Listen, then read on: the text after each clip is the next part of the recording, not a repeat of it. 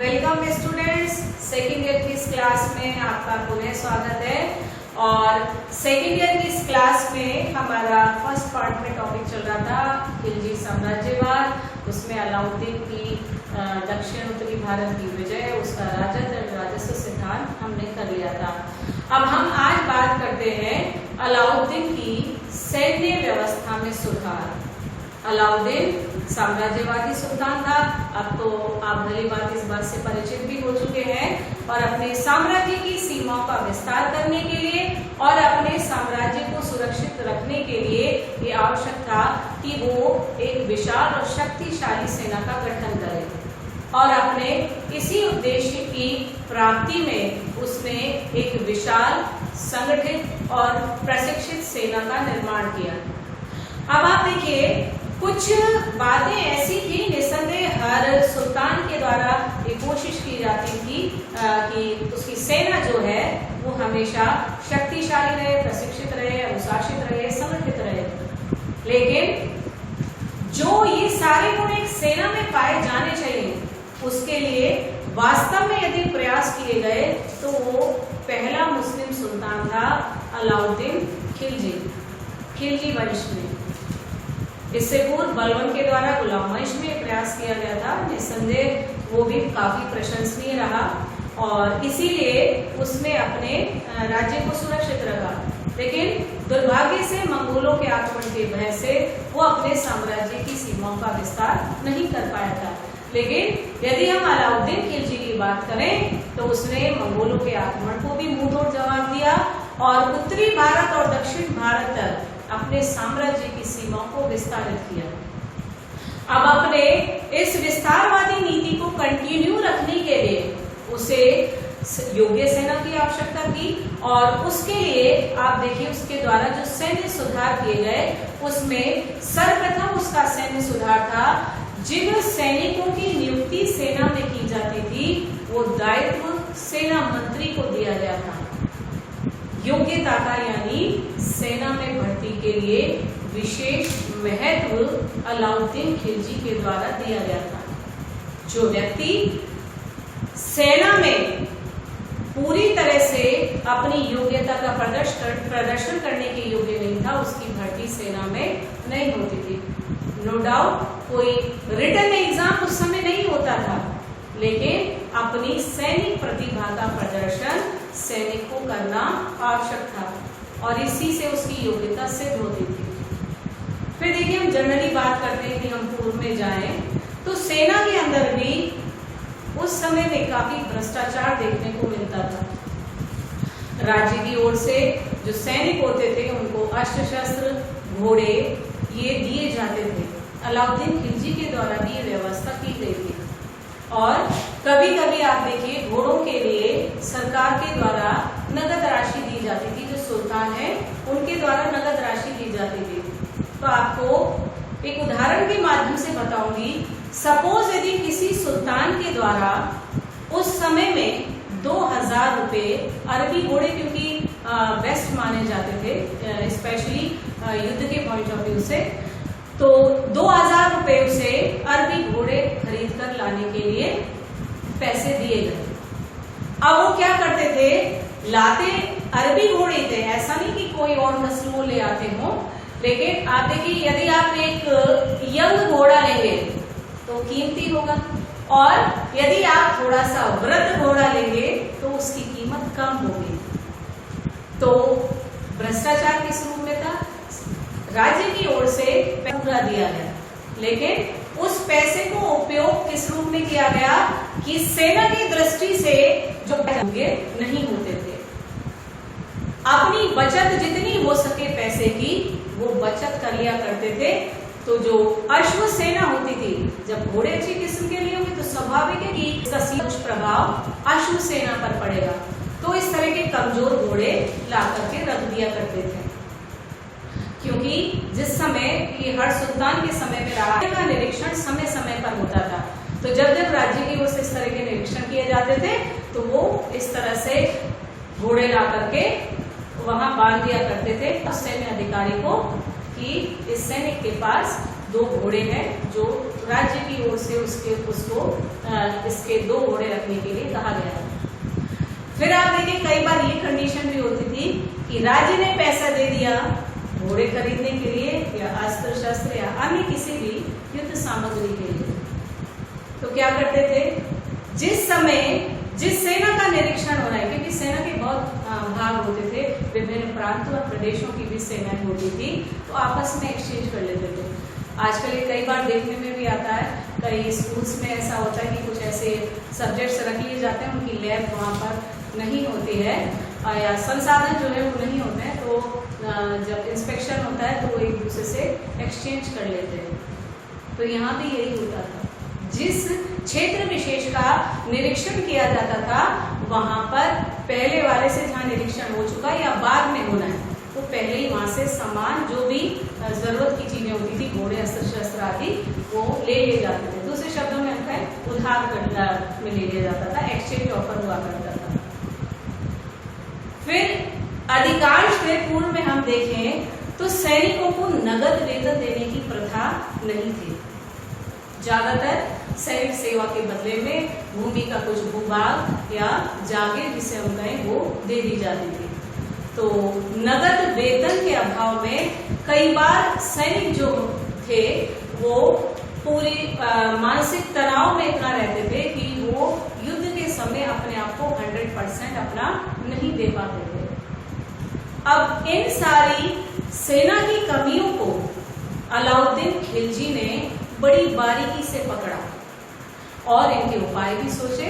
और आप देखिएगा उपाय ऐसे थे जो निसंदेह उसका योग्य सुल्तान होना सिद्ध करते हैं, एक अच्छा सेना नायक होना सिद्ध करते हैं। सर्वप्रथम उसने क्या किया, सैनिकों का हुलिया लिखना और घोड़ों को दागने की प्रथा आरंभ की। जैसा मैंने अभी आपको घोड़ों के संबंध में उदाहरण दिया था, सैनिकों के संबंध में भी होता था। निरीक्षण के दौरान अपने परिवार के किसी और सदस्य को खड़ा कर दिया, हाँ ये सैनिक है। अब जब सैनिकों का हुलिया लिखा जाने लगा, यानी वो देखने में कैसा है, कदकाठी कैसी है, रंगोरा है, काला है, जो भी है, वो पूरा हुलिया उसका नोट किया जाने लगा बाकायदा रजिस्टर में। फिर घोड़ों को दागने की प्रथा, भाई जब सरकार से पैसा लेकर के घोड़े खरीद रहे हैं तो वो घोड़ा सरकारी होगा। अब इसके लिए निशानी की आवश्यकता थी, तो जो इस तरह के घोड़े होते थे उन पर सरकारी मोहर लगा दी जाती थी, उसे कहते हैं दागना, जिससे जो घोड़ों की अदला बदली हो जाया करती थी वो अदला बदली समाप्त हो गई। अलाउद्दीन खिलजी द्वारा अपनी सेना को सशक्त और मजबूत बनाने के लिए सैनिकों को हर तरह के मानसिक तनाव से दूर रखने का प्रयास किया गया और इसीलिए उसके द्वारा सैनिकों को नगद वेतन देने की प्रथा का भी प्रारंभ किया गया। अब इसका आप देखिए उसको दोहरा लाभ हुआ। दोहरा लाभ किस रूप में, एक और सैनिक जो थे हर महीने जब उनको नगद वेतन मिलने लगा तो मानसिक जो उनका था कि परिवार का खर्चा कैसे चलेगा, उनकी आजीविका का क्या स्रोत रहेगा, इस तरह की जो समस्याएं थी, तनाव जो थे उससे वो मुक्त हो गए।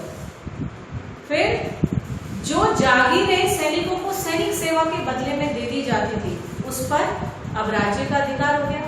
जब वो खालसा भूमि में आ गया तो स्वाभाविक है राज्य की आय के स्रोतों में वृद्धि हो गई, क्योंकि जिस राज्य के पास भूमि का जितना बड़ा भाग होगा उस राज्य का भू राजस्व उतना ही अधिक कलेक्ट होगा और इसीलिए उसके आय के स्रोतों में भी वृद्धि हुई। तो इस तरह से आप देखिए सैनिक दृष्टि से यदि हम देखें अलाउद्दीन के जो सुधार थे, दाग और हुलिये की प्रथा या सैनिकों को नगद वेतन देने की प्रथा, ये सारी जो सुधार उसके थे उन्होंने उसकी सेना को और अधिक मजबूत और शक्तिशाली बना दिया। उस समय के प्रसिद्ध इतिहासकार फरिश्ता ने लिखा है कि अलाउद्दीन की सेना इतनी विशाल थी, 4,75,000 अश्वारोही थे।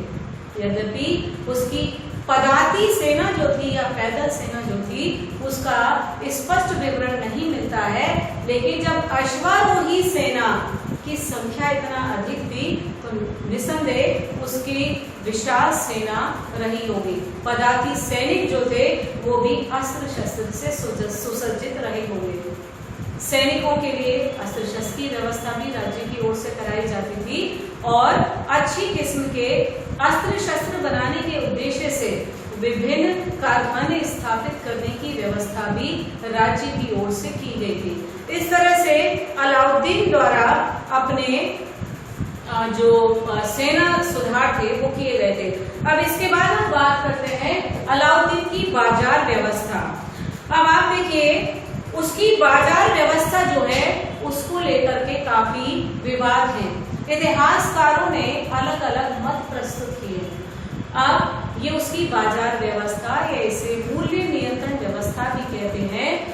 इस व्यवस्था को लागू करने के पीछे जो उसका उद्देश्य था वो भी निसंदेह अपनी सेना को शक्तिशाली और मजबूत बनाने का था। वो किस रूप में? आप देखिए सैनिकों को बहुत अधिक वेतन नहीं मिलता था कि वो अपनी समस्त आवश्यकताओं की पूर्ति उस वेतन में कर सके।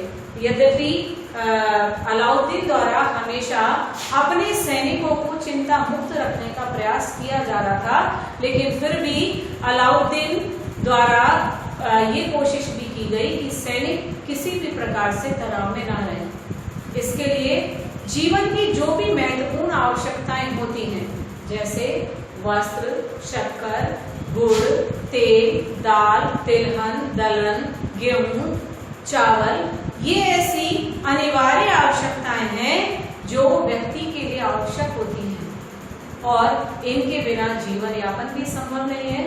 तो उसने इस बात को महसूस करा कि यदि सैनिकों को वेतन अधिक नहीं दिया जा सकता तो ये तो संभव है कि हम उनके इन आवश्यक वस्तुओं के दाम गिरा दें। और इसके लिए उसने इन सभी चीजों के दामों में काफी कमी कर दी ताकि हर सैनिक अपनी आवश्यकताओं को पूरा कर सके। इसके बाद आप देखिए विवाद ये आता है कि ये जो नई बाजार व्यवस्था उसके द्वारा लागू की गई थी, क्या वो सिर्फ दिल्ली में थी या दिल्ली और आसपास के क्षेत्रों में थी या अपने पूरे साम्राज्य में उसने इस समान बाजार व्यवस्था को लागू किया था। लेकिन अधिकांश इतिहासकार ये मानते हैं कि दिल्ली और आसपास के क्षेत्रों में ही उसकी ये बाजार व्यवस्था लागू की गई थी, लेकिन इसका प्रभाव जो है वो उसके साम्राज्य के अन्य प्रदेशों में भी देखने को मिलता है। इसलिए ये बाजार व्यवस्था जो है वो भी निसंदेह सैनिकों को ही लाभ पहुंचाने के लिए थी। अब देखिए उस समय एक स्थान से दूसरे स्थान पर जो सामान लाने ले जाने का कार्य है वो बंजारों के द्वारा किया जाता था। अब अलाउद्दीन के द्वारा इसके लिए क्या प्रयास किए गए? जो बंजारे थे उन्हें दिल्ली और आसपास के क्षेत्रों में ही उसने बसा दिया ताकि अधिक धन कमाने के उद्देश्य से कहीं वो दिल्ली और आसपास का क्षेत्र छोड़ के ना चले जाएं, और यदि वो चले जाते हैं तो बाजार में जो वस्तुओं की मांग और पूर्ति है वो संतुलन खो बैठेगी, क्योंकि समय पर वस्तु बाजार में नहीं पहुंच पाएगी, और यदि वस्तु बाजार में समय से नहीं पहुंचेगी तो जो सैनिकों की आवश्यक वस्तुओं की मांग है उसकी पूर्ति संभव नहीं होगी। साथ ही साथ आप देखिएगा जो व्यापारी थे उन व्यापारियों को भी अलाउद्दीन द्वारा दिल्ली और आसपास के क्षेत्रों में रहने के लिए विवश कर दिया गया, और यदि कोई व्यापारी अधिक लाभ प्राप्ति के उद्देश्य से जाना चाहता था और ये खबर अलाउद्दीन को मिल जाती थी तो उसको दंड भी दिया जाता था। अब इन बातों से हमें ये स्पष्ट हो जाता है हमें कि अपनी सेना को बनाए रखने के लिए, अपनी सेना को मजबूती प्रदान करने के लिए उसके द्वारा ये जो बाजार नियंत्रण व्यवस्था लागू की गई थी उसे उसने पूरे मजबूती के साथ और ईमानदारी के साथ लागू भी किया था। जैसा भी मैंने आपको बताया था कि ये जब व्यवस्था की गई थी तो उसने शहनाई मंडी नामक एक अधिकारी की नियुक्त किया था, जिसका प्रमुख कार्य क्या होता था कि वो इस बात की निगरानी रखे कि जो भी दुकानदार है वो वस्तुएं ठीक प्रकार से तोड़ रहा है या नहीं। और इसकी जानकारी के लिए सुल्तान द्वारा कई बार छोटे छोटे बच्चों को वस्तुएं खरीदने के लिए बेचा जाता था, ताकि जो वास्तविकता है वो उसके समक्ष उपस्थित हो सके। अब आप देखिए, ये जो भावों में कमी थी उसको लेकर के भी कुछ विद्वान ये मानते हैं कि क्योंकि व्यापारी भी जिस तरह से किसान जो थे या अमीर जो थे वो भी बहुसंख्यक हिंदू थे, तो व्यापार भी अधिकांशतः हिंदुओं के हाथों में था, तो उन्हें किसी प्रकार से प्रताड़ित करने के उद्देश्य से, दंड देने के उद्देश्य से ये व्यवस्था उसके द्वारा लागू की गई थी। लेकिन वास्तविकता यही है कि अपनी सेना को मजबूती प्रदान करने के उद्देश्य से जहां सैन्य व्यवस्था में सुधार किए गए थे, वहीं ये बाजार नियंत्रण व्यवस्था या मूल्य नियंत्रण व्यवस्था उसके द्वारा लागू की गई थी। अब देखिए, ये सारी बातें होने के बाद अलाउद्दीन का, क्योंकि ये लास्ट टॉपिक था इस चैप्टर में आपके, इसके बाद आती है उसके मूल्यांकन की बात। अलाउद्दीन खिलजी का मूल्यांकन यदि हम करें तो सबसे पहला पॉइंट दिमाग में हमारे आता है, एक अत्यंत महत्वाकांक्षी और साम्राज्यवादी सुल्तान। जैसा आप सभी जानते हैं, प्रारंभ में उसने दिग्विजय की नीति को फॉलो करना सोचा था। किसकी तरह? सिकंदर महान की तरह। उसी को यदि दिल्ली का कोतवाल अलाउल मुल्क उसको ये सलाह नहीं देता कि वह दिग्विजय की नीति का परित्याग कर उत्तरी भारत में अपने राज्य का विस्तार करे, तो संभवतः वो दिग्विजय की नीति को भी फॉलो करता। अपने राज्य की सीमाओं को विस्तार करने के लिए उसने दक्षिण भारत का क्षेत्र भी नहीं छोड़ा। यद्यपि उत्तरी भारत और दक्षिण भारत के राज्यों के प्रति उसकी नीति जो थी उसमें हम काफी अंतर पाते हैं। जहां उत्तरी भारत के राज्यों को विजित करके उसने अपने राज्य में विलीन किया था, वहीं दक्षिण राज्यों के प्रति उसकी नीति जो थी वो उनकी अधीनता स्वीकार कर लेना सल्तनत की और उसे वार्षिक खिराज देना तक सीमित रही थी। इसके बाद हम बात करते हैं एक योग्य सेना नायक की। अलाउद्दीन निसंदेह एक योग्य सेना नायक भी था, क्योंकि जिस विशाल साम्राज्य को स्थापित करके उसने सुरक्षित रखा वो सिर्फ योग्य सेना नायक के द्वारा ही किया जाना संभव है। फिर कुछ इतिहासकार ये मानते हैं कि अलाउद्दीन खिलजी द्वारा धर्मांध नीति का पालन किया गया था। इसका खंडन भी किया गया है। आप देखिए, ऐसा माना जाता है कि अलाउद्दीन खिलजी जो है वो सच्चा मुसलमान नहीं था। वो शुक्रवार के दिन भी नमाज अदा करने नहीं जाता था, जबकि वास्तविकता ये है कि वो एक सच्चा मुसलमान भी था। वो कुरान नहीं पढ़ सकता था क्योंकि वो निरक्षर था, और इसीलिए यदि कोई ये आरोप उसके ऊपर लगाए कि उसने धर्मांधता की नीति का पालन किया तो निसंदेह गलत होगा।